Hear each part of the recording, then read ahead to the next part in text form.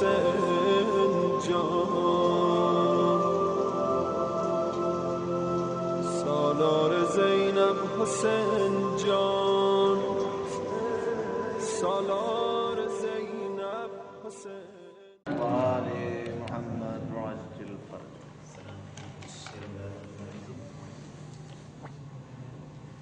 سم حسن کو پلایا جاتا ہے کہ سم حسن کو پلایا جاتا ہے، غم کا ایک ابر چھایا جاتا ہے، پانی مانگا ہے میرے مولا نے، پانی مانگا ہے میرے مولا نے، زہر اس میں ملایا جاتا ہے، سم حسن کو پلایا جاتا ہے، ہائے جودا یہ کیا غضب ڈھایا، ہائے جودا یہ کیا غضب ڈھایا، زہر قاتل پلایا جاتا ہے، زہر قاتل پلایا جاتا ہے، قلب کا حال یوں دیگر کیوں ہے، قلب کا حال یوں دیگر کیوں ہے، سب بدن تھر تھرایا جاتا ہے، سب بدن تھر تھرایا جاتا ہے، سم حسن کو پلایا جاتا ہے، بولے گھبرا کے اے بہن زینب، بولے گھبرا کے بہن زینب، اب جگر منہ کو آیا جاتا ہے، اب جگر منہ کو آیا جاتا ہے، سم حسن کو پلایا جاتا ہے، گر چکے منہ سے قلب کے ٹکڑے، گر چکے منہ سے قلب کے ٹکڑے، جسم سب سرد پایا جاتا ہے، جسم سب سرد پایا جاتا ہے، سم حسن کو پلایا جاتا ہے۔ رحم اللہ من يقرأ الفاتحة.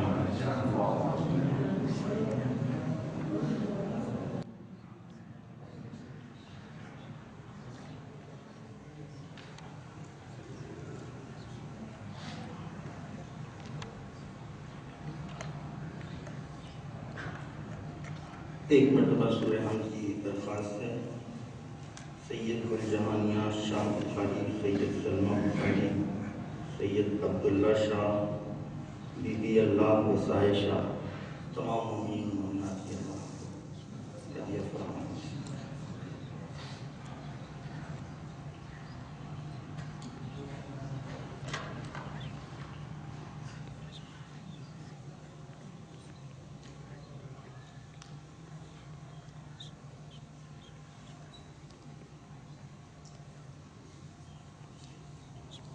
اعوذ باللہ من الشیطان اللعین الرجیم، بسم اللہ الرحمن الرحیم، الحمد للہ رب العالمین، والصلاة والسلام علی اشرف الانبیاء والمرسلین، سیدنا و نبینا و مولانا ابی القاسم محمد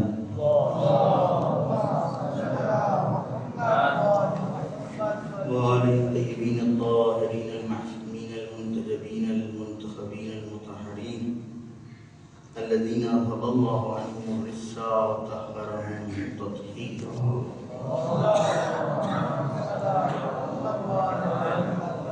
لا سیما بقیۃ اللہ فی الارضین والظالم علی اعدائهم اجمعین من یومنا ھذا الی قیام یوم الدین، اما بعد فقد قال اللہ سبحانہ تبارک و تعالی فی محکم کتابہ وقوله الحق، بسم اللہ الرحمن الرحیم، یا ایہا النبی انا ارسلناک شاہدا ومبشرا ونذیرا وداعیا الی اللہ بإذنہ وسراجا منیرا، صلوات محمد اللهم صل على محمد وآل محمد۔ ایک مرتبہ سورہ حمد کی تلاوت فرما کر مرحوم آیت اللہ علامہ حجت صاحب کی روح کو بھی عیسیٰ فرما دیں۔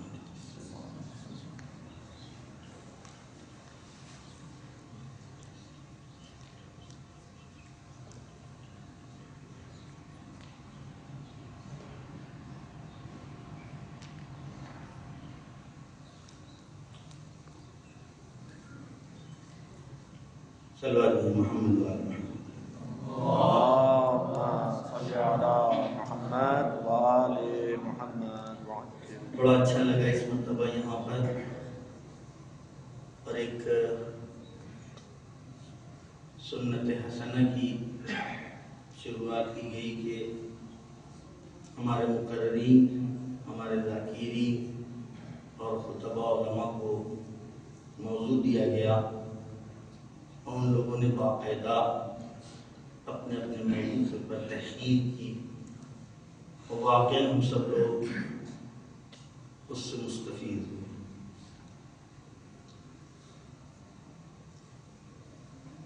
ہم کو بھی ایک موضوع دیا گیا جس موضوع کے سلسلے میں مستقل آپ سنتے چل رہے ہیں،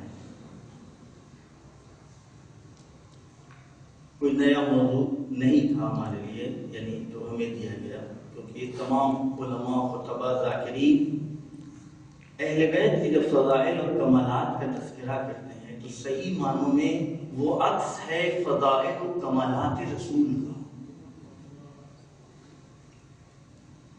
ہمیں یاد ہے مرحوم کلب عابد صاحب اس موضوع پر جب گفتگو کرتے تھے کہ اعتراض کیا جاتا ہے کہ ہم رسول کے فضائل نہیں پڑھتے اور علی ابن ابی طالب کے فضائل پڑھتے ہیں، تو کئی مثالیں دے کر کے اپنی بات کو پیش کرتے تھے کہ اگر پھولوں کی تعریف کی جائے تو کیا یہ باغبان کی تعریف نہیں ہے؟ اگر کسی تولید شدہ ہنر کی تعریف کی جائے، کسی مربے کی تعریف کی جائے، کسی تصویر کی تعریف کی جائے، تصویر کو دیکھنے کے بعد تصویر میں جو نکھار ہیں، حسن و نکھار کو دیکھنے کے بعد تصویر اور صورت کی تعریف کی جائے تو کیا یہ مصور کی تعریف نہیں ہے؟ اور حقیقت میں اہل بیت تصویر رسالت ہے۔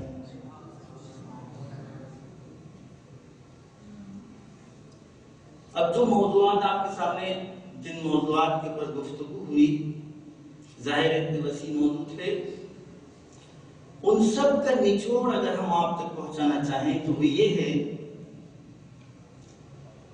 کہ رسول اکرم کی شخصیت کو کوئی بھی خراب نہیں کر سکتا اور نہیں کر پایا.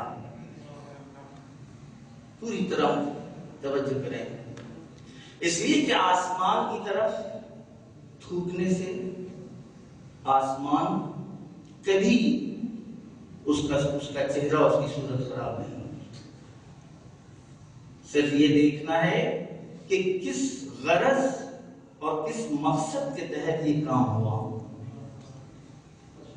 ہم کیوں اپنے پالے میں بازی کریں، کھیل کریں، گیند کو ان کے پالے میں کیوں نہیں لے جاتے؟ ہم کیوں آئیں شخصیت رسول پر گفتگو کریں کہ نہیں رسول ایسے نہیں ہے، رسول تو یہ ہے، رسول کے سلسلے میں. میں تو کہتا ہوں میرے عزیز دوستوں، تم اپنے پیغمبروں کی صحیح تصویر نہیں سمجھ پاتے اگر میرا رسول ان پیغمبروں کے بارے میں نہ بتاتا. یہ خود ایک موضوع ہے.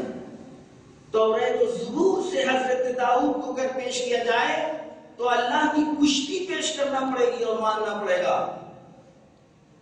اگر انجیل فعلی سے، محرف تحریف شدہ انجیل سے تصویر داؤد کو پیش کیا جائے تو بازی معاشقہ میں وہ عشق کی بازی جیت جاتے ہیں اور زن شوہردار کے شوہر کو قتل کروا دیتے ہیں.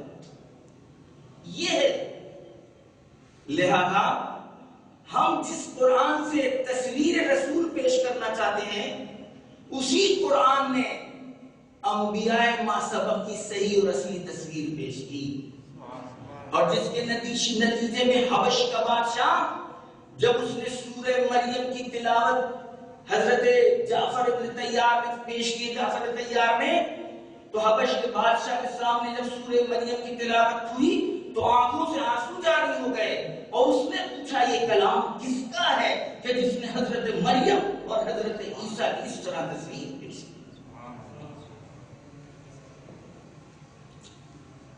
کیا قرآن نے ہم کو وہ راستے نہیں بتائے کہ جس کے ذریعے سے ہم رسول کی شخصیت کو پہچان سکیں؟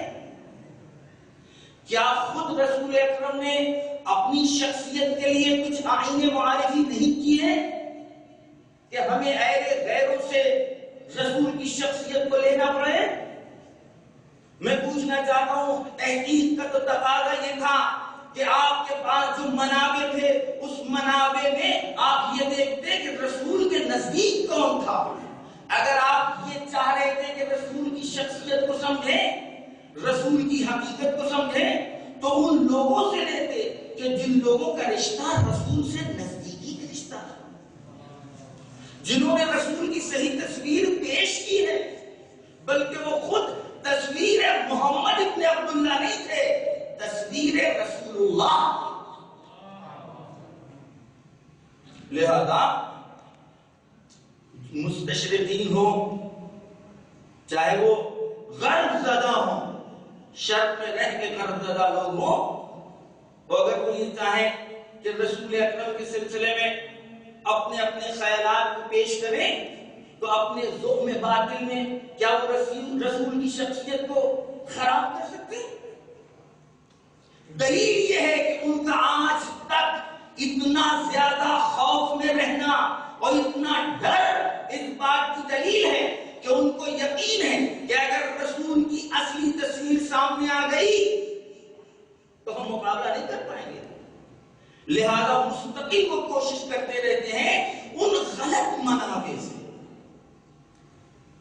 کہ جن کا ہدف ہی تھا، بلکہ میں یوں کروں، یہ میرا دعویٰ نہیں، انشاءاللہ سب لوگ تحقیق کریں، ابتدائے اسلام میں اصلاً آپس میں معاہدہ ہوا ہے.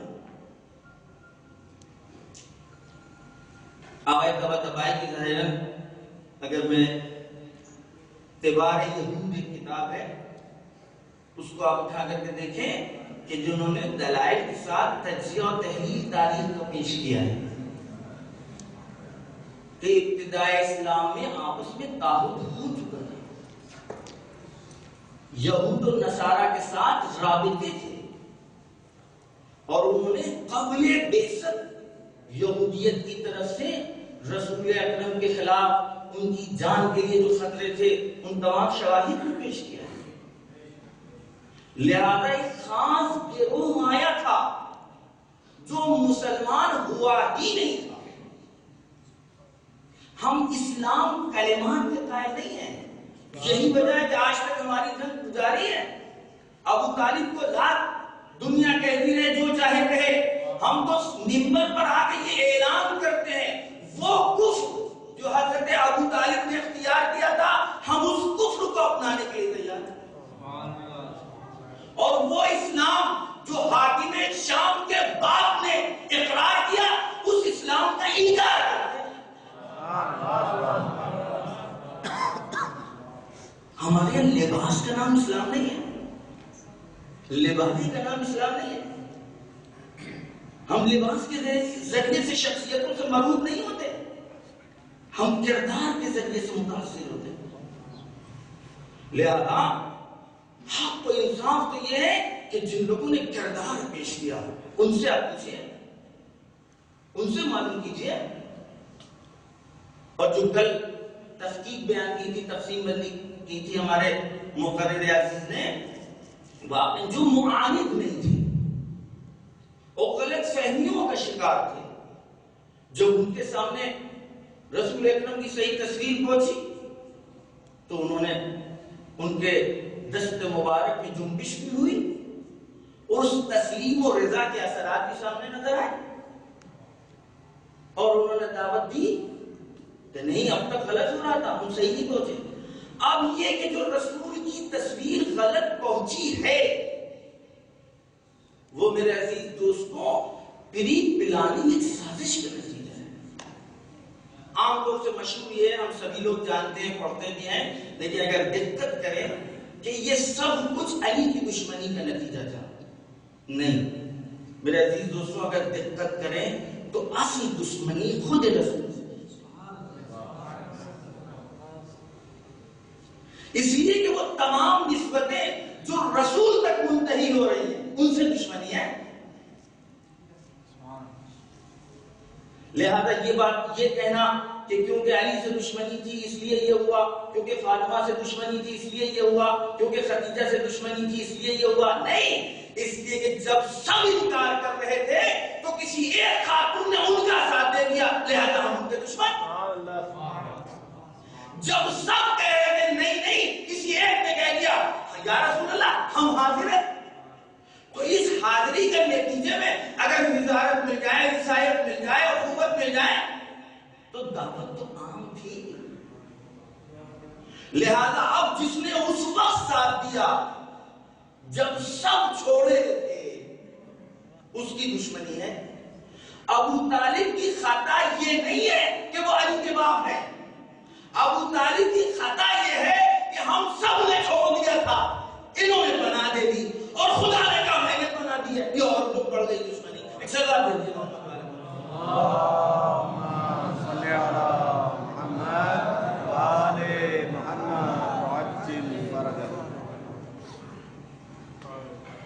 لہذا اس نقطے کی طرف ہمیں خاص توجہ کرنی ہوگی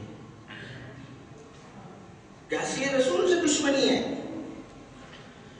اصلی اسلام سے دشمنی ہے۔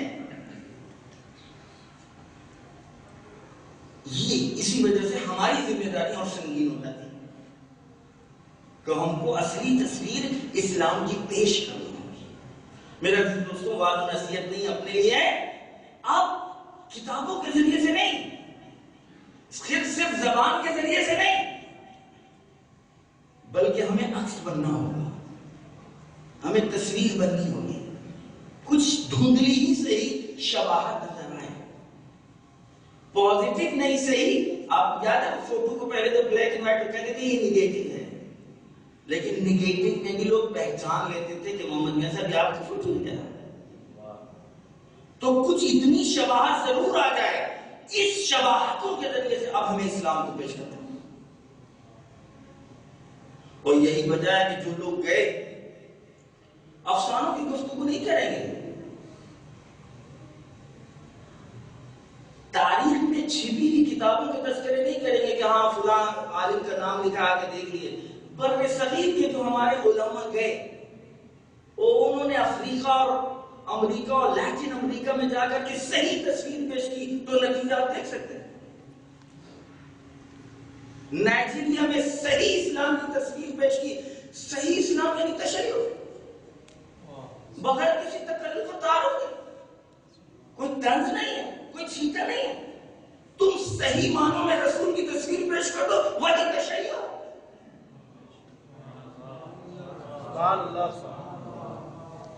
حب علی, حب علی کیا مطلب؟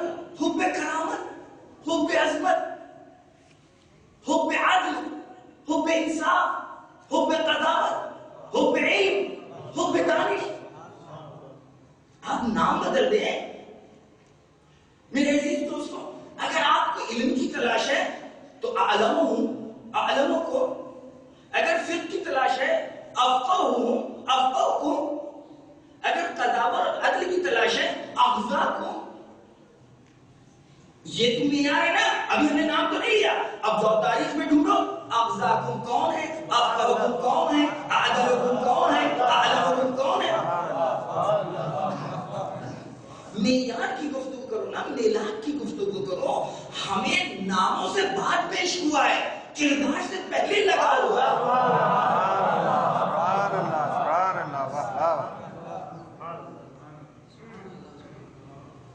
وہ آپ نے منطق میں ہم سبھی لوگوں نے پڑھا ہے کہ کچھ نام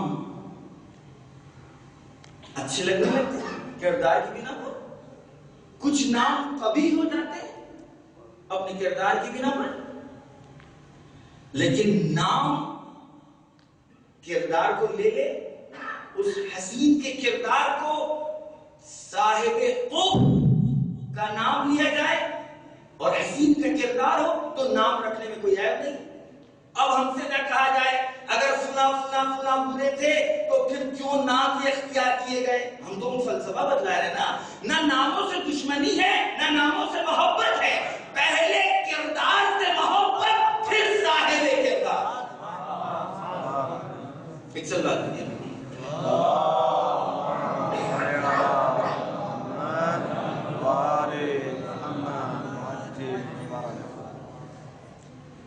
قرآن نے رسول کی شخصیت کو پہچاننے کے معیار بتائے ہیں, افراد بتائیں کہ کس کے ذریعے سے تم رسول تک پہنچ سکتے ہو.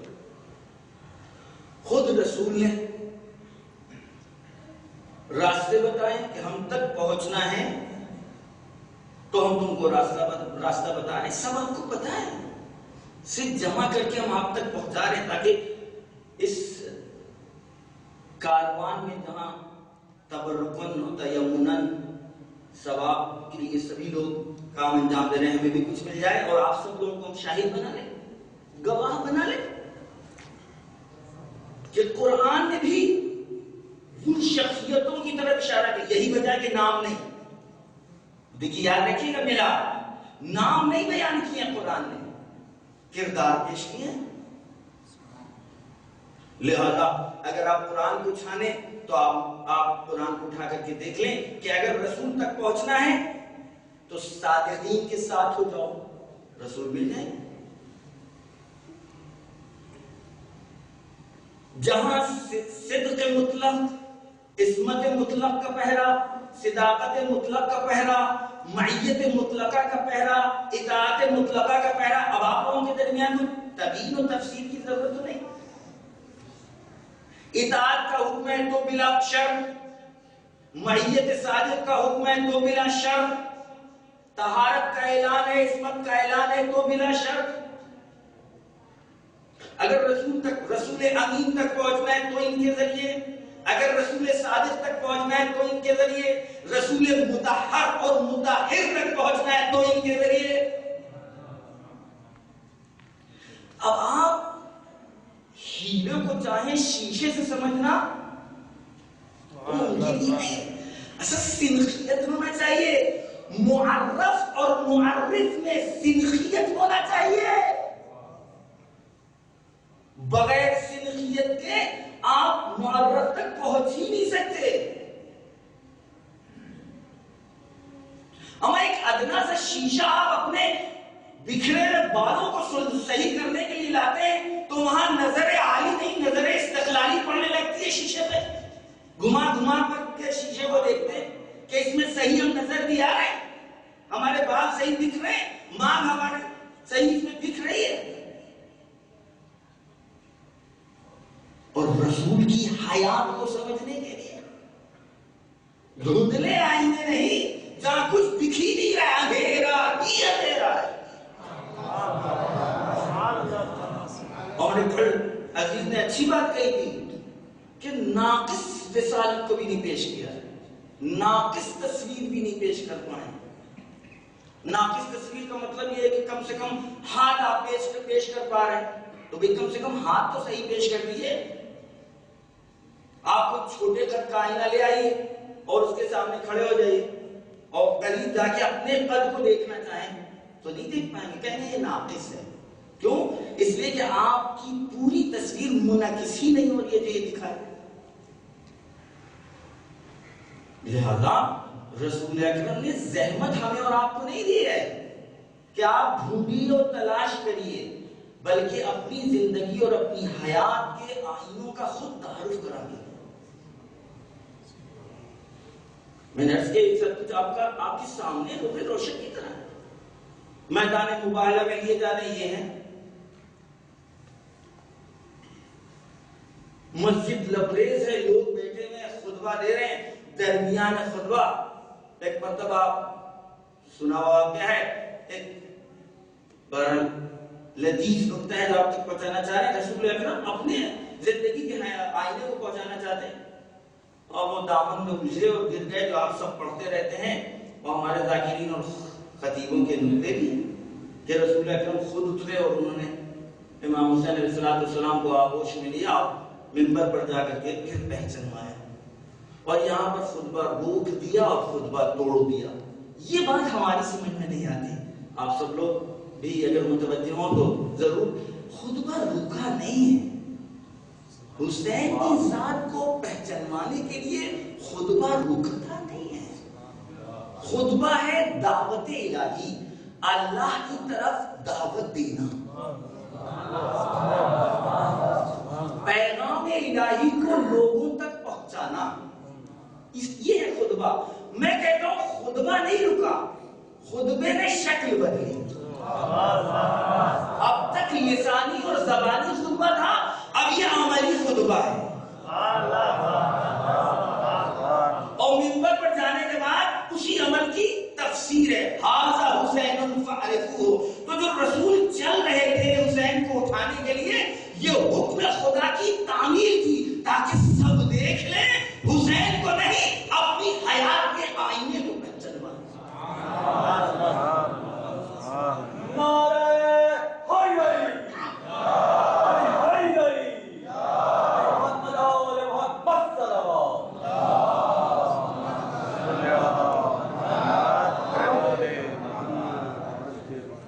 یہ میری تمیزی بات ختم ہو گئی. 40 منٹ میں تمیز بس سب کچھ ہوگا انشاءاللہ. بس اس کا مطلب رسول کو اہل بیت کے ذریعے کوئی بھی راستہ نہیں ہے کہ آپ پہچانیں, کوئی زحمت کرنے کی کوشش نہیں ہے. جلدی والا راستہ آپ ڈھونڈیے, یہ میرا خطاب ہے. اگر واقعا آپ پہچاننا چاہتے ہیں اور کچھ چاہتے ہیں کہ آپ کو مل جائے, اس لیے کہ یہ کون ہے, سراج المنیر ہیں, داعیہ الی اللہ ہیں, یہ مبشر ہیں, یہ شاہد ہیں. اور اگر ان تمام صفات کا کچھ عکس لینا چاہتے ہیں تو آئیے ہم آپ کو راستہ بتا رہے ہیں. وَمَا أَرْسَلْنَاكَ إِلَّا رَحْمَةً لِلْعَالَمِينَ إِنَّكَ لَعَلَىٰ خُلُقٍ عَظِيمٍ. وہ رسول جس کے سامنے آپ اپنی آوازوں کو بلند نہ کریں, جس کو آپ جیسے آپس میں ایک دوسرے کو پکارتے ہیں اس طرح ان کو پکاریں. یہاں پر بیٹھے تو احترام اس طرح, ارے نام لے کر کے نہ پکارو, بلکہ جس کے کہنے سے پہلے تو خود عمل کیا. انبیاء العزم کا نام لے کر کے پکارا, یا نوح, یا داؤد, یا آدم, یا موسیٰ. لیکن یہاں طہا, یاسین, یا ایھا المدثر, یا ایھا المزمل. اب اتنی لطافتوں کے ساتھ وہ عاشق حقیقی اپنے معشوق کو یبلغ اس لیے کہ اس حبیب نے اپنے آپ کو اس منزل پر پہنچا دیا تھا کہ جہاں حبیب و محبوب کا تشخص ختم ہو گیا تھا. یہاں کوئی نہیں کہہ سکتا کہ اس میں عاشق کون ہے معشوق کون ہے، اس لیے کہ جس کو گود میں پالا اس نے اس منزل پر اپنے آپ کو پہنچا دیا. یا ایتھا النفس المطمئنۃ ارجعی الی ربک راضیۃ مرضیہ فادخلی فی عبادی وادخلی جنتی. یہ وہ وقت ہے سبحان الذی اسری بعبدہ لیلا من المسجد الحرام الی المسجد الاقصی الذی بارکنا حولہ. کاہے کے لیے بھائی نور یعقوب سمجھے کہ کس کو ہمیں پہچانوانا ہے اور کن لوگوں کے ذریعے ہم پہچاننا ہے. ابراہیم 7 امتحان کے بعد امامت پر فائز ہوئے اور ان کا ایک امتحان تھا وادی غیر زیزر میں اپنے گھر والوں کو چھوڑنا. وقس الحاظہ وہ پیغمبر خلت کے درجے پر فائز ہو چکا ہے اور آواز دے رہا ہے کیف تحیی الموتیٰ اولم تؤمن چلا لیطمئن قلبی. یہ ہے ابراہیم. یہاں سے ابتدائے رسول خاتم ہوتی ہے. یہ تمنا کر رہے ہیں کہ ہمیں دکھاؤ، وہاں بلا رہا ہے کہ ہم تمہیں دکھائیں گے. سبحان اللہ سبحان اللہ سبحان اللہ سبحان. یہ اس شخصیت کو ہمیں پہچاننا ہے. یہ پتہ ہے کون؟ ایک یہودی آ کے رسول اکرم کو آنکھیں گھما گھما کے دیکھتا رہتا ہے. رسول نے فرمایا کوئی کام کیا تم نے کہا نہیں. ہمیں یہ پوچھنا یہ بتائیے کہ آپ افضل ہیں کہ موسیٰ ابن عمران؟ اس لیے کہ ان کو تو اللہ نے توریت دی ہے اور عصا دی ہے اور دریا نیل میں راستے بنائے ہیں اور خدا نے کلام کیا ہے. یہ کون بیان کر رہا ہے؟ یہ حدیث ہم تک پہنچی کس سے؟ کچھ لوگ وہ ہیں جو کانا یبولو قائمن پیش کر رہے ہیں رسول کے تعارف میں. خدا لعنت کرے ان پر، ان کے سلسلوں پر، ان کے. اور یہ امام صادق علیہ السلام ہیں جو رسول اکرم کا تعارف اس طرح کرانے کے. یہودی نے آ کر کے سوال کیا تو رسول اکرم نے فرمایا کہ دیکھو اپنی تعریف کرنا بہت اچھا تو نہیں ہے، لیکن اب تم نے سوال کیا تو جواب دینا. اور وہ 12 سب آپ کی سنی ہوئی حدیث کہ رسول اکرم نے فرمایا تم کو پتہ ہے کہ جب جناب آدم مشکل میں گرفتار تھے تو کیا کہا؟ اللہم انی اسألک بحق محمد و آل محمد لما آویتن. جب جناب نوح کی کشتی بھاور میں پھنسی تو ان سے انہوں نے بھی یہی فرمایا اللہم انی اسألک بحق محمد و آل محمد. جب جناب ابراہیم درمیان راہ میں تھے تو فرمایا اللہم انی اسألک بحق محمد و آل محمد. جب جناب موسیٰ اس عصا کو جہاں خداوند عالم کہہ رہا ہے کہ موسیٰ اس عصا کو تم پکڑ لو، اس کے بعد خوف طاری ہے. اور اس کی طرف چھٹے امام نے اشارہ بھی کیا ہے کیوں وہاں جناب ابراہیم پر خوف طاری نہیں ہوا اور کیوں جناب موسیٰ پر خوف طاری ہوا. تو جناب موسیٰ نے یہ جملے ادا کیے تھے اللہم انی اسألک بحق محمد. یہ محمد اور آل برابر سے ہیں. کچھ تو ہمارا ذہن پہنچنا چاہیے کہ اب اگر محمد مصطفیٰ صلی اللہ علیہ وآلہ وسلم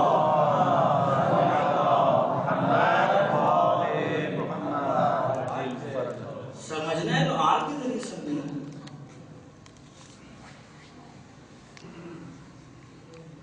آپ نے آل کو چھوڑ کر کے آپ کسی کے ذریعے بھی رسول تک نہیں پہنچ سکتے میرے عزیز دوستوں.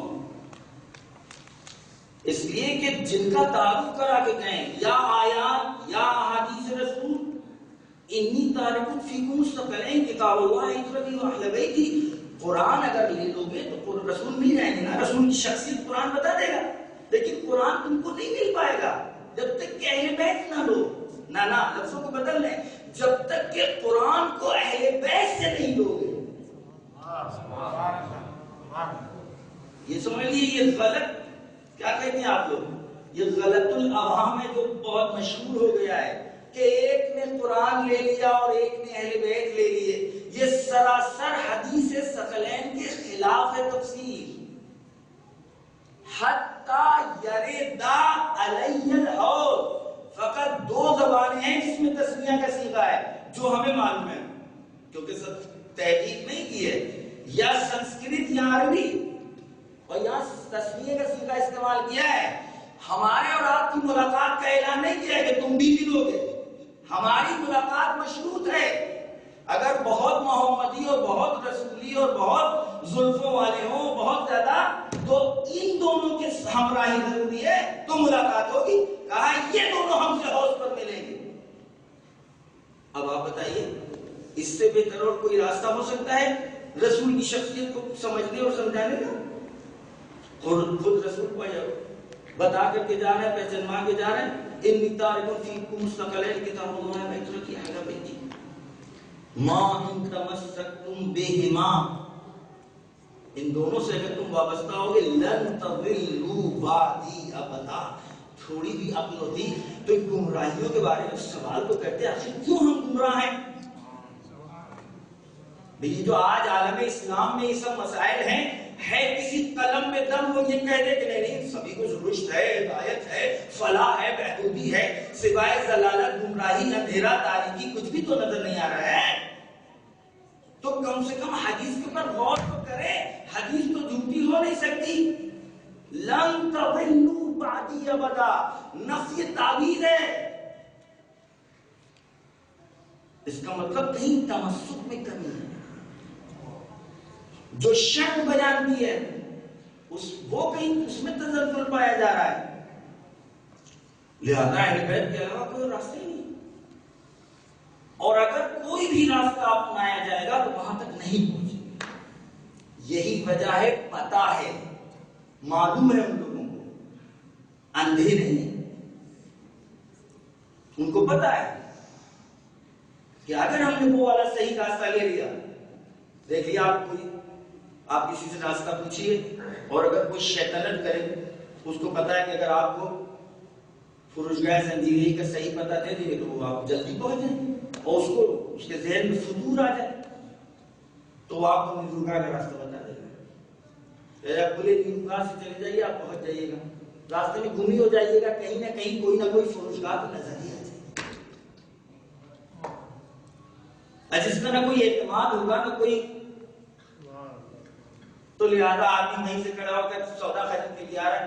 ارے بھائی آپ یہ کیا لیا ہے؟ اب ہم خود ہی پوچھ رہے ہیں یہ کیا لیا ہے؟ ارے سب غلط سرت سودا آپ کے ہاتھ میں. کہا آپ ہی نے تو کہا تھا ادھر سے چلے جائیے.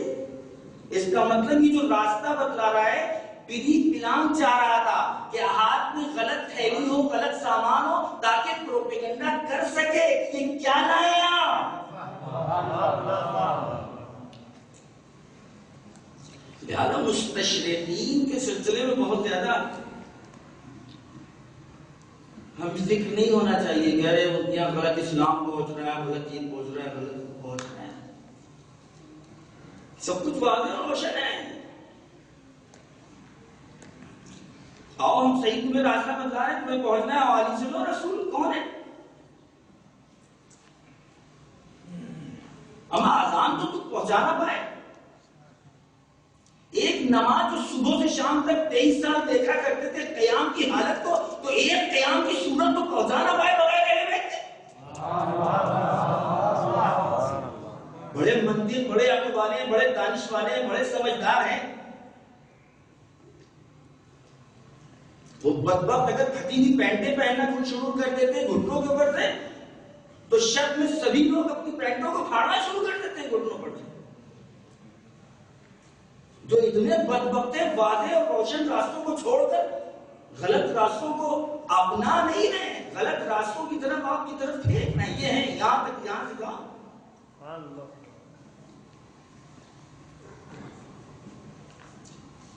ارے تمہارے ذہن میں یہ سوال کیوں نہیں اٹھا؟ تم نے ایٹم کی تو تلاش کر لی، تم نے ذرات کی تو تلاش کر لی، بقول خود تم. اور کیا سرمایہ امام صادق تھا؟ کیونکہ ہم آشنا نہیں تھے، لہذا ہماری دولت ان کی گودوں میں پڑی ہوئی، ہم سمجھ رہے ان کا ہے. اگر ہمیں اپنے سرمایہ کی صحیح شناخت ہوتی تو ہم کہتے یہ دزدی شدہ ہے، یہ ہمارا ہے، یہ مسکوکا ہے. آپ دیکھ لیں، ہم آپ سے پوچھنا چاہتے ہیں، ہمارے جو لوگ جن کے منابع صحیح تیمم کو مل کر ایک تیمم نہ پیش کر پائے، صحیح ایک وضو نہیں پیش کر پائے. آپ لاکھ کہتے رہیے ارے رسول سے اتنا عشق تھا کہ جب وضو کے پانی کے قطرات زمین پر گرتے تھے تو یہ ان قطروں کو اپنے ہاتھوں میں لے کے چہروں پر مل لیتے تھے، تو لہموں اور لہمی کو بھول گئے، دموں اور دمی کو بھول گئے، معیوں اور معانی کو بھول گئے.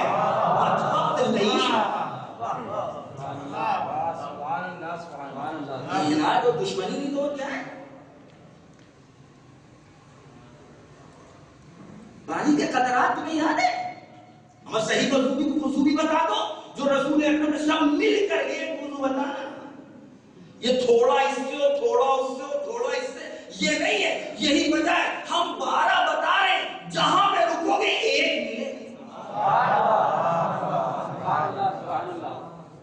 ابھی کوئی قرآنی گفتگو نہیں ہے، کوئی آیاتی گفتگو نہیں ہے، کوئی احادیثی گفتگو نہیں ہے، تاریخ کا تجربہ ہے. جاؤ پہلے سے پوچھو تیمم وہ بتائے گا، دوسرے سے پوچھو وہ بتائے گا، چوتھے سے پوچھو وہ بتائے گا، 8ویں سے پوچھو وہ بتائے گا، 10ویں سے پوچھو وہ بتائے گا، 11ویں سے پوچھو وہ بتائے گا.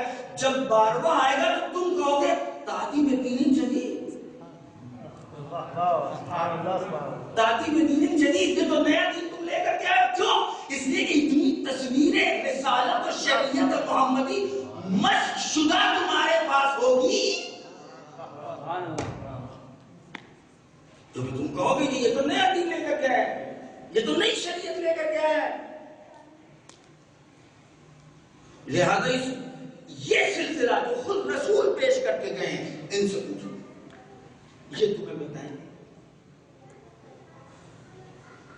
تشریح اذان اٹھا کر کے دیکھیں، آپ سب پتہ ہے چلوا دیجیے.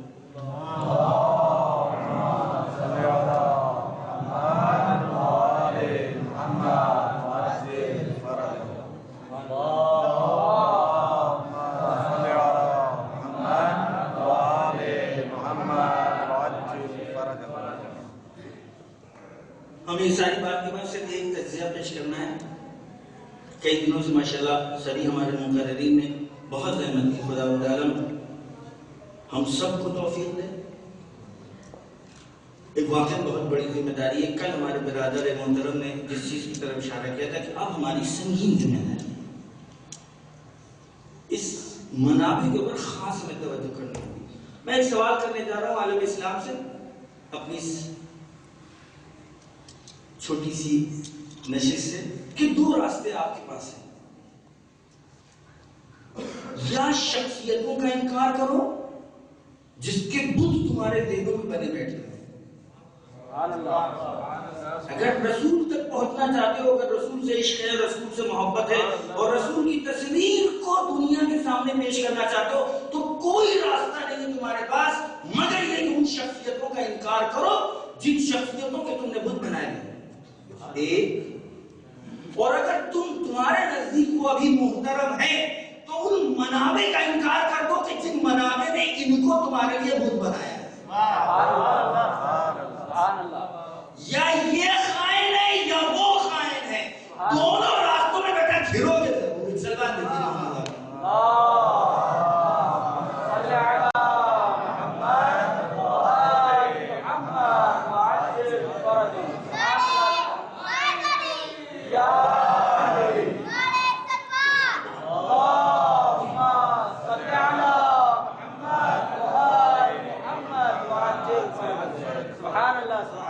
اب ہم اس کا تجزیہ نہیں کریں گے. ماشاءاللہ الحمدللہ خطیب، علماء، ذاکر، اہل تحقیق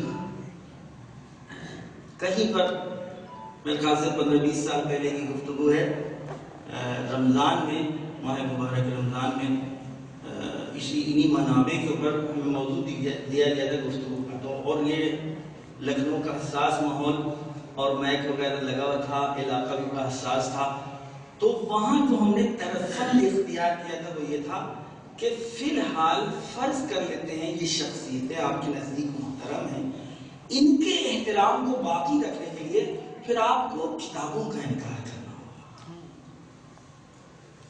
پھر آپ کو اپنے منابع کا انکار کرنا ہوگا، اس لیے کہ اگر منابع بھی محترم ہوں تو یہ محترم نہیں ہو سکتے۔ سبحان اللہ۔ اور اب آپ کے پاس یا رسول کا احترام اور یا ان کا، یہاں تعارض ہے، تعارض ہے، یہاں ممکن ہی نہیں ہے کہ رسول کی شخصیت بھی محترم رہے اور ان شخصیتوں کا بھی احترام باقی رہے کہ جو رسول اکرم کے معرف بنے ہوئے ہیں ابتدا سے آخر تک۔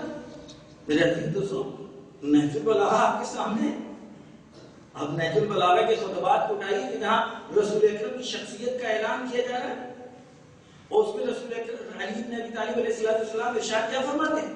قد علمتم منزلتی من رسول اللہ بالقرابۃ القریبہ والخسیسۃ الخسیسہ، وہ خاص امتیاز اور خاص قرابت جو ہم نے رسول کے ساتھ تھی تم کو پتہ ہے، اور پھر تم ہمارے علاوہ کسی سے پوچھو گے؟ ہم کو اپنی آغوش میں بیٹھاتے تھے، سینے سے چپکاتے تھے، لقمہ لقمہ دے کر میرے دہن میں رکھتے تھے۔ سبحان اللہ۔ تجزیات کے معنی لقمہ لقمہ چو کا تو لقمہ دیتے تھے کہ علماء نے کہا ہے کہ کبوتر کی طرح بھر آتے تھے، اس کی وجہ کیا ہے؟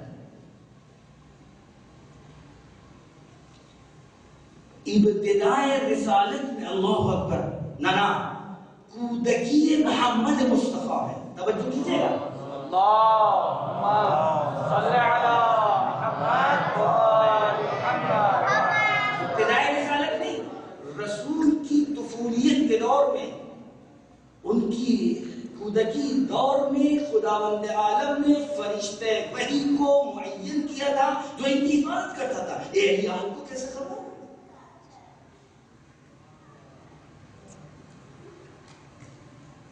میں نے جس وقت وحی کا آغاز ہوا ہے تو میں نے نور وحی کو دیکھا، خوشبو رسالت کو سونگھا، آواز وحی کو سنا، رنت شیطان جب میرے کانوں میں آئی تو غیر سلخیت کا احساس ہوا۔ سبحان اللہ۔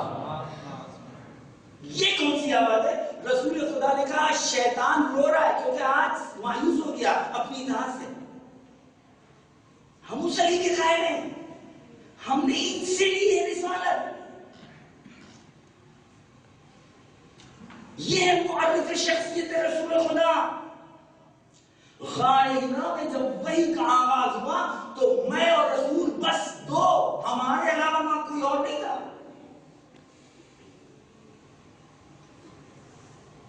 یقول الذین کفروا لست مرسلا، تمہارے پاس جو کافر ہیں وہاں کے کہتے تم رسول نہیں ہے۔ قل کفا باللہ شہیدا بینی و بینکم ومن عنده علم الکتاب، ان سے کہا جاؤ اپنا کام کرو، کوئی ضرورت نہیں۔ اللہ اکبر۔ ابن خدا کے مقاصات، ابن خدا یا گواہی خدا یا وہ جو من عنده علم الکتاب، کیا نسبت ہے علم الکتاب؟ وہ علم من الکتاب سلام کیا بنے؟ انا آتی کا قبل ان یرتد طرفک، یہ عاصم ابن بردیہ جن کے بعد من الکتاب۔ سبحان اللہ۔ چھٹے امام نے ارشاد فرمایا ایک مچھر، ایک مکھی اگر بحر بھی کرا کے اوپر بیٹھ کر تری اٹھا کر لے جائے اپنے پروں میں تو یہ ہے من البحر۔ سبحان اللہ۔ سبحان اللہ۔ اور خود بحر کی اور ٹھاٹے مارتی ہوئی لہریں، یہ ہے علم کتاب، یہ ہے خود بحر۔ سبحان اللہ۔ سبحان اللہ۔ ان سے پوچھو گے نا، یہ ہے نا عالم کو اب ہم آپ کے سامنے اگر اجازت دیں، اگر میرے پاس وقت ہو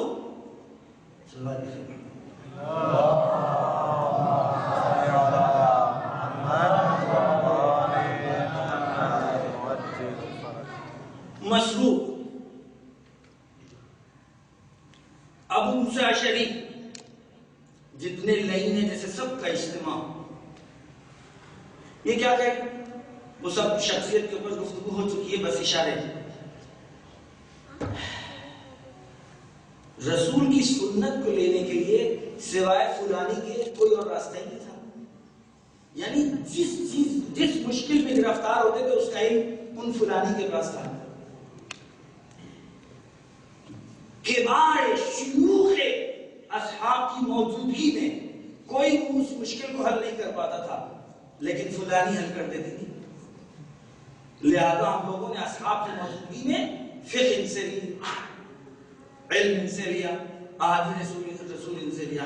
میں نے کہا تھا ایک تجزیہ، بس کیونکہ میری طرف اشارہ کیا جا رہا ہے موبائل کے ذریعے، پتہ نہیں کیا کہا جا رہا ہے، ٹائم ہے کہ ٹائم نہیں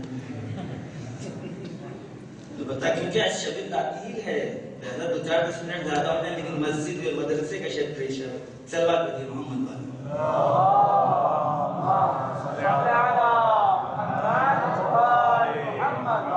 میرا دوستوں میں اشارے کر رہا تھا، میں نے کہا ثواباً تیمناً تبرکاً، اگر آپ لوگوں کے درمیان کوئی نئی بات نہیں ہے ماشاءاللہ، اور سب لوگ خطیب ہیں، مقرر ہیں، اور اب تک بہترین تقریر آپ لوگوں نے سنی. تاریخی تجزیہ 2 ہجری میں آئی، 8 سال ساتھ 9 یا 13 دونوں کیا تذکرے ہیں نا، یا 13 تھی یا 9 تھی، اس وقت سوالات جوابات دیے جا چکے ہیں. امامیہ مشن سے ایک کتاب چھپی تھی بہت پہلے، کثرت ازواج رسول کے جوابات، علل اور اسباب. انشاءاللہ آپ سب لوگ ضرور پڑھیں اس کو. بہترین تحلیل اور تجزیہ، بہترین تحلیل اور تجزیہ. میرے دوستوں، کم علمی کے اعتراف کے ساتھ ہم آپ تک عرض کرنا چاہتے ہیں، ہمارے سامنے بچے، میرے جوان بھائی بہت ہیں، اپنی میراث کو بہت زیادہ غنیمت سمجھیے، خاص طور سے کلامی میدان، مناظراتی میدان. میرے عزیز دوستوں، جو لوگ اس طرح کا ذوق رکھتے ہیں وہ موضوع اٹھا کر کے یہاں کی کتاب اور بر صغیر کے قلم کو اٹھا کر کے ایک بار موازنہ کریں. یہ بھی ہمارے علماء محترم ہیں، وہ بھی ہمارے علماء محترم ہیں. کوئی یہاں پر اس بات کی طرف اشارہ نہیں کہ یہ کم علم ہے، وہ نہیں. وہاں کے حالات ایسے تھے، یہاں معقولات کا دور تھا، یہاں دوسرے مسائل کے لحاظ اس اعتبار سے حدیث کے اوپر کام کیا گیا. ظاہر بغداد کے مقابل میں مکتبۃ آپ کے سامنے ہے، حدیث کا ایک چرچا ہے، اس کے مقابل میں بغداد چھوٹا نظر آتا ہے. لیکن جب معقولات کی گفتگو آتی ہے تو بغداد کا قد بھاری نظر آتا ہے. ان تمام چیزوں کے باوجود جب مرحوم علی نقی صاحب بغداد یعنی نجف پہنچے ہیں تو وہاں پر عبادیوں کی طرف سے شبہات بہت زیادہ چھپ کر کے آ گئے تھے اور نجف تک بھی پہنچے، یعنی عمان، مسقط. یہاں جو مذہب ہے رائج وہ عبادی مذہب ہے. خوارج کی بگڑی ہوئی شکل، خوارج کے تمام عقائد نہیں ہیں، بگڑی ہوئی شکل ہے. یہاں جو شبہات پہنچے تھے تو وہاں کے علماء کا متفقہ فیصلہ یہ ہوا کہ اس کتاب کی رد کون لکھے گا. تو اس وقت نجف کے علماء نے مرحوم علی نقی صاحب کا انتخاب کیا تھا کہ یہ اس فضا سے واقف ہیں، لہذا اس کتاب کا جواب یہ لکھیں. 400 صفحات پر مشتمل عربی میں مرحوم علی نقی صاحب نے رد مذہب عبادیہ کی کتاب لکھی. صلی اللہ علیہ وسلم.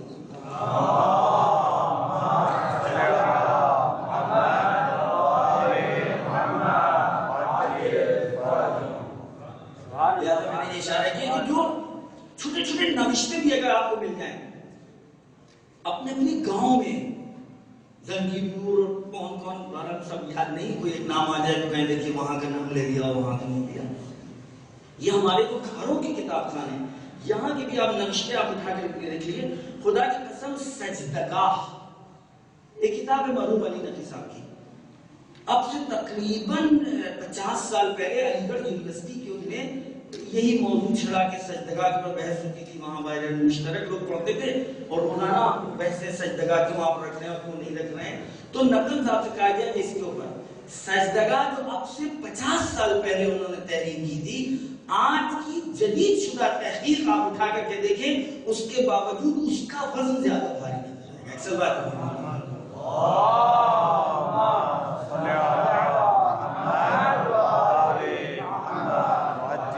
قاتلان حسین کا مذہب تقریباً 15 سال پہلے کی تحریریں ایران کی اور عراق کی اٹھا کر کے دیکھیں، اور سید علی مرحوم علی نقی صاحب کی تحریر قاتلان حسین کے مذہب کا جو تجزیہ تحریر کیا ہے، جو اب سے 50 سال پہلے لکھا ہے، اس کو اٹھا کر کے دیکھیں تو آپ کو پتہ لگے گا کہ ہم نے کتنا بڑا سرمایہ کھو دیا. لہذا 2 ہجری میں آپ آئے، 10 ہجری میں رسول چلے گئے، آپ 8 سال نہیں، 8 سال، ہر سال 365 365 کو آپ ضرب کریے 8، 2400 کچھ بنے گے، 2400 کچھ دن بنیں گے. ان 2400 دن کو تقسیم کریے 9 پر یا 13 پر، یا 9 زوجہ یا 13 بیویاں. جناب خدیجہ کو چلے لے لیتے ہیں، یعنی یا 8 یا 12. اب آپ دیکھیے کہ اس میں ان کو کتنے دن ملے. عدل محمدی کا تقاضا کیا تھا؟ سبحان اللہ، سبحان اللہ، سبحان اللہ. تو ان کو 224 اگر 9 مانے اور اگر 13 مانے تو اس سے بھی کم. حدیثیں ان سے نقل ہوئی ہیں 2210، ہر دن کا ایوریج 9 حدیثیں. سبحان اللہ، سبحان اللہ، سبحان اللہ. ہر دن کا ایوریج 9 حدیثیں. وہ مکتب ان حدیثوں کو مان رہا ہے جو کہہ رہا ہے کہ یہ جب باہر آتے ہیں تو رسول ہیں، جب گھر میں رہتے ہیں تو نجی زندگی. سبحان اللہ. حسین المنی نانا کی حیثیت سے، فاطمہ تو بذت المنی باپ کی حیثیت سے. سبحان اللہ. جس نے رسول کی زندگی کو بانٹ دیا، 200 کچھ دن ملے، 2010 حدیثیں، ہر دن کا ایوریج 9 حدیثیں. فاطمہ تو بذت المنی من آذاہ فقط آذانی، اس سے صرف 2 حدیثیں. جس کو زبان چسائی، جس کے لیے انگوٹھا دے کر دہن مبارک میں رکھا، خبردار صفیہ اب اس کو کسی اور دائیں کا دودھ نہ پینے دینا، ولو 8 دن گزر جائے. اس سے کوئی حدیث نہیں. سبحان اللہ. لہذا رسول ان سے کہیے اگر حب خدا کا دعویٰ ہے تو میری اتباع کرو. جہاں جہاں قرآن میں اطاعت رسول کا حکم آیا وہاں خدا کی اطاعت کے ساتھ میں، لیکن جہاں اتباع کا حکم آیا وہاں رسول کی اتباع، اللہ کی اتباع. لفظ اللہ نہیں ہے. کیوں؟ اس لیے کہ اطاعت قول کی ہوتی ہے، قول خدا، آیات خدا، احکام خدا. لیکن جہاں اتباع کی بات ہے وہاں نقش قدم کے مطابق ہمیں قدم اٹھانا ہوگا. اے رسول آپ جب چلے جائیں گے تو یہ تو بتائیے کچھ ہیں ایسے نقش پا یا کچھ ایسی شخصیتیں ہیں جو آپ کے نقش پا کو پہچانتی ہیں، وہ جیسے جیسے قدم اٹھاتے جائیں ہم ان کے ساتھ ساتھ چلیں تو ہمیں آپ مل جائیں گے.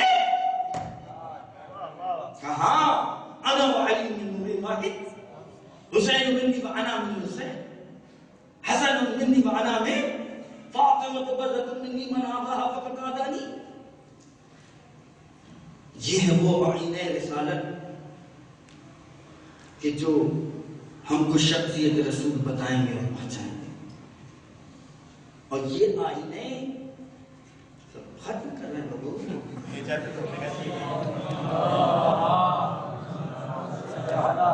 محمد وآل محمد. اللهم صل على محمد وآل محمد وعجل. بس بات ختم ہو گئی. ایک تجزیہ اور تھا لیکن اب ظاہر ٹائم ہی نہیں ہے، وہ بھی مربوط ہے. اب ظاہر چلیے چھوڑ رہے ہیں، ختم کر رہے ہیں. جب امام حسن کے دفن کا مسئلہ آیا تو کیا کہا؟ لے جائیں گے. اذهبوا بابنكم، اپنے فرزند کو یہاں سے لے جاؤ. ارے آپ کا تو تعلق رسول سے ہے، سنا ہے؟ یہ تو رسول کے فرزند ہیں، آپ کا تو رشتہ ہے رسول سے. ان کو لے جاؤ من بیتی.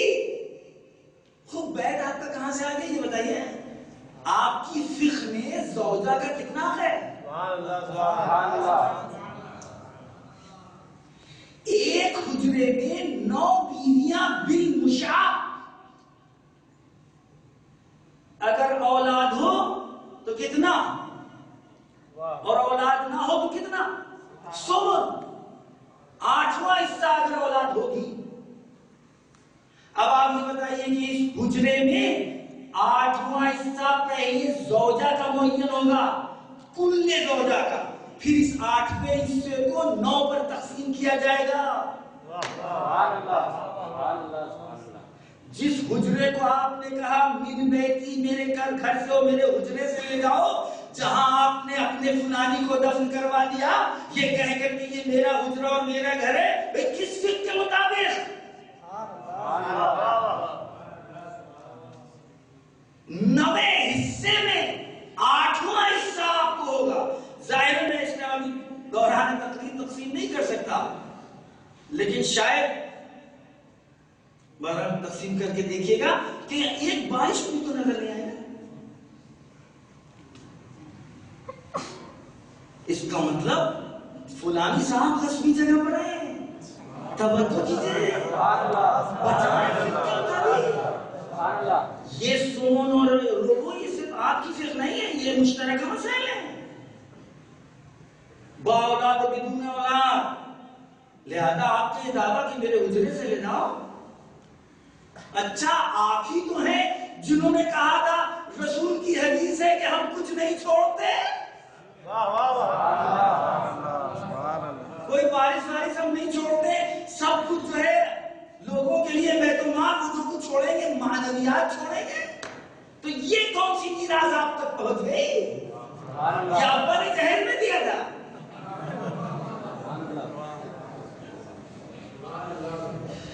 اللہ اکبر اللہ. معذرت کے ساتھ صلح امام حسن علیہ السلام پر بھی اشارہ کرنا ہے. یہ صلح حسن نہیں تھی، صلح رسول تھی.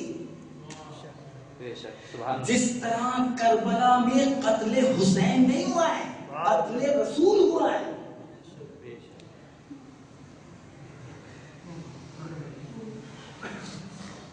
سید محمود شریف الدین نے صلح حسن کے اوپر جو مقدمہ لکھا ہے اس مقدمے میں کہا ہے، البتہ تجزیاتی گفتگو اس لیے ہم آپ تک پیش کر رہے ہیں، یہ نہیں کہ کیونکہ ایک عالم دین نے ہمارے کہہ دیا تو ہم آپ تک کہہ دیں گے بس مان لیجیے.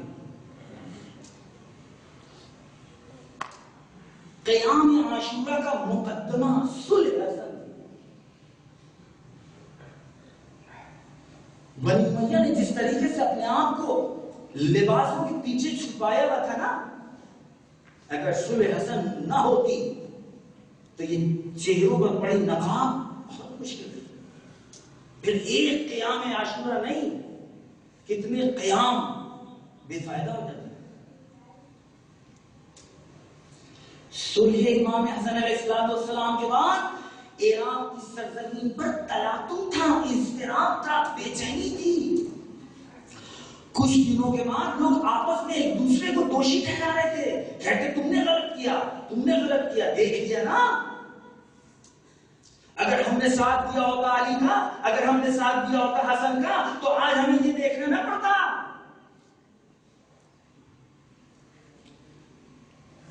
لہذا ہمارے علماء کہتے ہیں حق و باطل کے درمیان شناخت ہے. حق و باطل میں صلح حسن پل کا کام کرتی ہے، پل. امام حسن علیہ السلام، لہذا امام حسن نے جو قربانی دی ہے وہ معمولی قربانی نہیں ہے.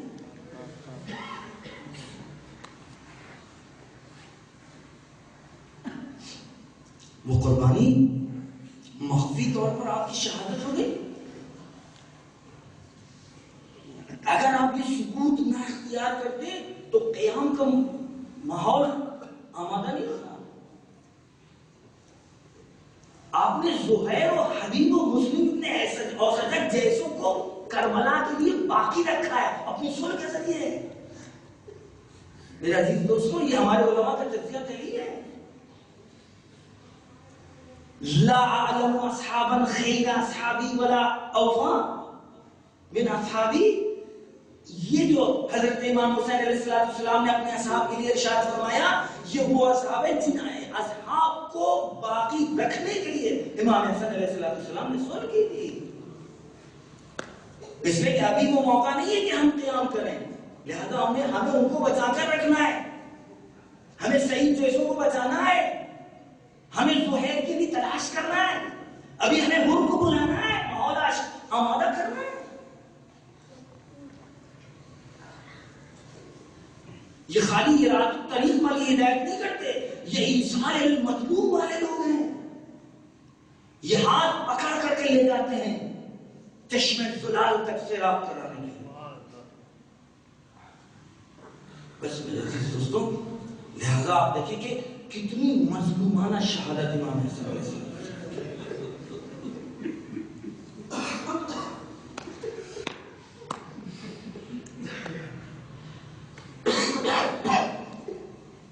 کتنی مظلومانہ شہادت امام حسن علیہ السلام کی. اب بتائیں، مظلوم اس سے زیادہ کوئی مظلوم ہو سکتا ہے جو اپنے گھر میں مظلوم ہو؟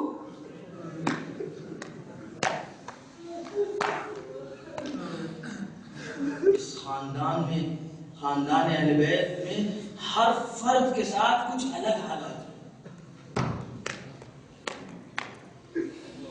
اللہ اکبر، اللہ اکبر.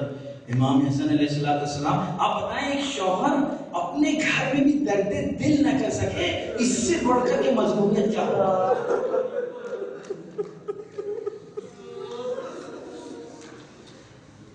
خدا کی قسم، تاریخ کا پہلا جنازہ ہے کہ جس جنازے کے پر غسل و کفن کے بعد تیر برسائے گا.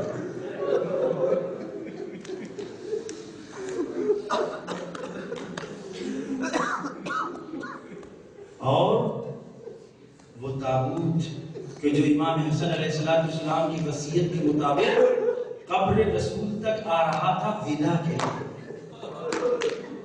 تاکہ وہاں پر نماز ادا کی جا سکے کہ جہاں پر رسول اکرم کی قبر ہے. تو وہ سب حوادثات کا سامنا کرنا پڑا جو آپ کے سامنے ہے. امام حسن علیہ السلام کا وہ احتضار کا عالم کہ جب گھر میں آپ کو زہر دیا گیا ہے اور آپ نے خطاب کر کے کہا تو اپنے مقصد تک نہیں پہنچ پائے گی، اور آپ کے ایک چاہنے والے آپ کی عیادت کے لیے آتے ہیں. وہ خود ناقی میں کہتے میں نے دیکھا جو تشت رکھا ہے اس میں حضرت کے جگر کے ٹکڑے.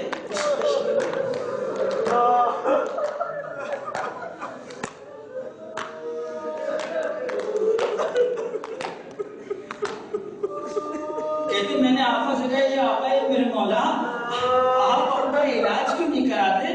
تو آپ نے بڑی حسرت کے ساتھ کہا اے بندے خدا، موت کا بھی کوئی علاج کیا جا سکتا ہے؟ اور امام حسین علیہ السلام اپنے بھائی کے پاس پہنچے سرہنے، اور جو آپ کی کیفیت ہے جس وقت امام حسن علیہ السلام وصیت فرما رہے ہیں تو امام حسین علیہ السلام نے پوچھا اے میرے بھیا یہ بتائیے کہ آپ کو زہر دیا کس نے؟ امام نے نام نہیں بتایا. اے میرے بھیا کیا کرو گے؟ کیا تم اس سے جنگ کرو گے؟ خدا تم سے زیادہ بڑا انتقام لینے والا. اور اس صبر کی تلقین، اور اس کے بعد امام حسن علیہ السلام فرماتے ہیں کہ غریب اس کو نہیں کہیں گے کہ جس کا مال ہو جائے، غریب تو وہ ہے کہ جس کا بھائی مر جائے.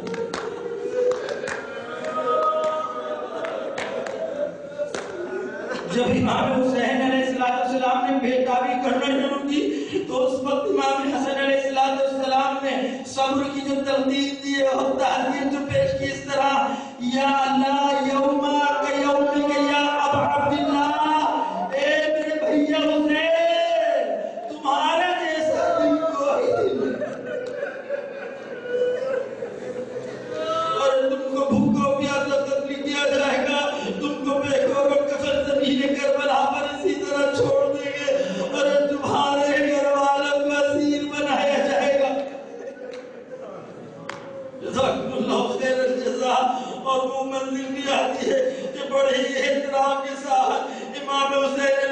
अलैहिस्सलाम ने गुस्ल कफन के बराए नमाज जनाजा अदा हो गई, आपको दफन कर दिया गया। लेकिन मेरा दिल जागा चाहता है मैं कहूँ वाकई आपने सही सच कहा था मेरे आका। ला यौमा कयौम कयामा मुज़िल्ला, मेरे भाई हुसैन तुम्हारा जैसा कोई दिल नहीं हो सकता। ये वो कैफियत है जिस कैफियत को सईद सज्जाद भी बर्दाश्त न कर सकते। नजदीक रूह जिस्म से निकल जाए, ज़ैनब अपने भतीजे को देखा, मेरे लाल के अपने वालियों का कोई वारिस न रहेगा। आप ही बताओ मेरा क्यों कर अल्लाह जज़ाकुमुल्लाह खैरल जज़ा। ताज़ियत सरदार से दी गई मेरे लाल में मुझे से तुम्हारे बाप का मज़ार बनेगा। कायनात लोग आगे तवाफ करने वो वक्त भी आ गया जब इमाम हसन अलैहिस्सलाम को उस मंजिल पर भी ले जाया गया जहाँ की वसीयत थी मेरे भैया हुसैन मेरी माँ की कब्र पे भी मुझको ले जाना। मेरा दिल चाहता मैं कहूँगा आपका भाई हुसैन भी गया मिलने, लेकिन एक अलविदा करने गया था। और एक वो वक्त था जब ज़ैनब क़ैद जान छूटकर मदीने वापस आई थी। साथ में तोहफे लाई थी, मज़ार रसूल पर भी पहुंची, मज़ार फातिमा भी पहुंची। इन्हें पल्ले भी याद कर जब कुंता फूल भरा डाला, एक मर्तबा कब्र रसूल में ज़लज़ला मिलेगा। जल्द से जल्द इस कुंते को उठा लो ए अल्लाह या रसूल अल्लाह। कुंता बर्दाश्त न कर सके,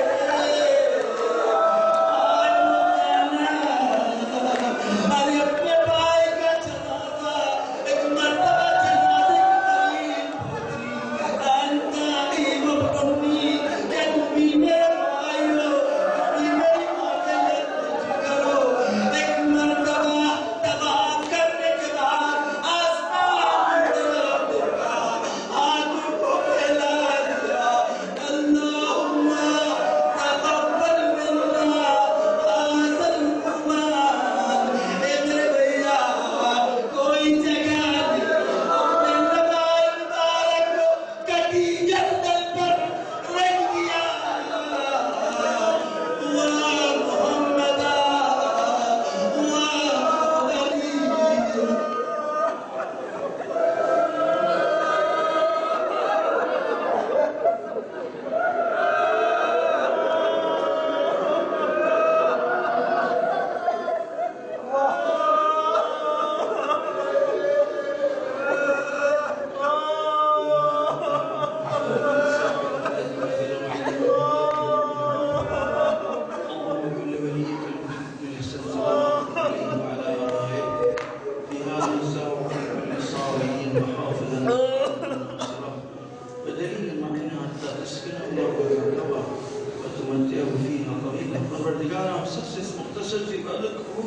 परवरदिगार जब तक जिंदा रहे मोहब्बत अहले बैत के ऊपर बाकी रहे, जहाँ इसके इस सरमाए के साथ रहें।